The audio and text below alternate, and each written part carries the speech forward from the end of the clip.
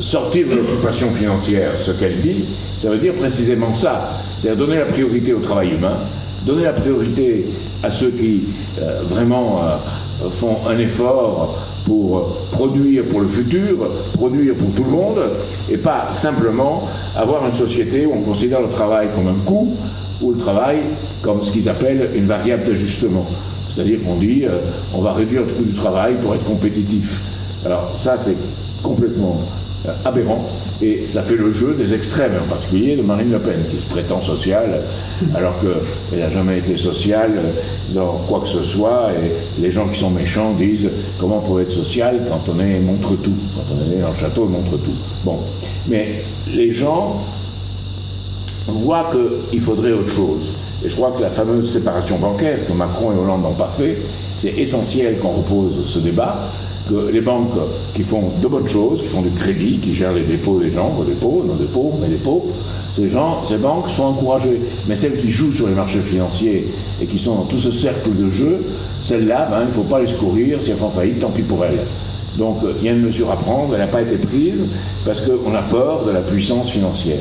Et Macron, c'est son problème, il n'a pas voulu le faire, ou ils ont fait une fausse réforme quand il était là-bas, après il a dit c'est la faute à Hollande, et lui c'est parti au bon moment, et il a raflé le morceau. Donc c'est pas comme ça qu'on peut grimper, on verra bien. Alors lui, Macron, je le connais, je l'ai rencontré, c'est un caméléon. C'est-à-dire qu'il prend la couleur de celui qui lui semble le plus fort. Donc si celui le plus fort est mauvais, ça sera très mauvais.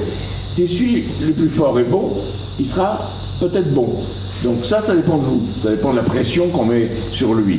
Et c'est ce que j'ai dit, ici c'est tout à fait, je vais laisser à Julie continuer après ça, je dis vous êtes bien placé parce qu'il faut pousser Macron, il faut lui mettre une poussée pour qu'il fasse la bonne politique. Ici on est un poussant, c'est facile à comprendre.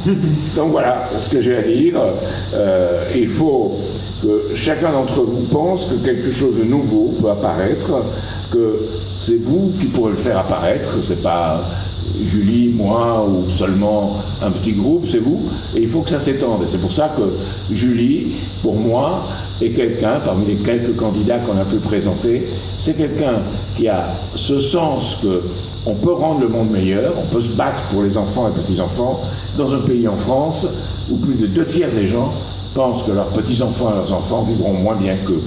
Donc il faut les vivre, penser qu'on fera un monde où ils vivront mieux. Et ça, c'est notre bataille, et c'est aussi la bataille pour les 20 ou 30% de gens en France qui vivent vraiment mal.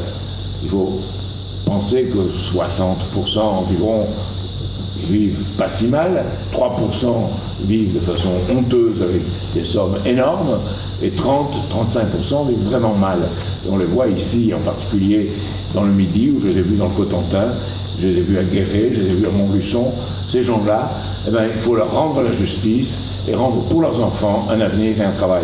Alors, il y a des gens qui y pensent, et tous les gens de cette bonne volonté doivent être rassemblés, et pour ça, il faut qu'un candidat sorte, je dirais, la tête du lot et se batte, et c'est Julie.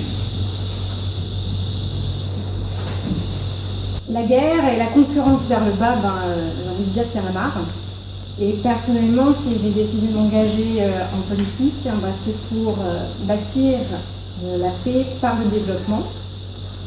Et de ce point de vue-là, l'initiative Une ceinture, une route, l'initiative chinoise que Xi Jinping a proposée au Kazakhstan en 2013, c'est pour moi un chemin qui représente l'espoir, l'espérance.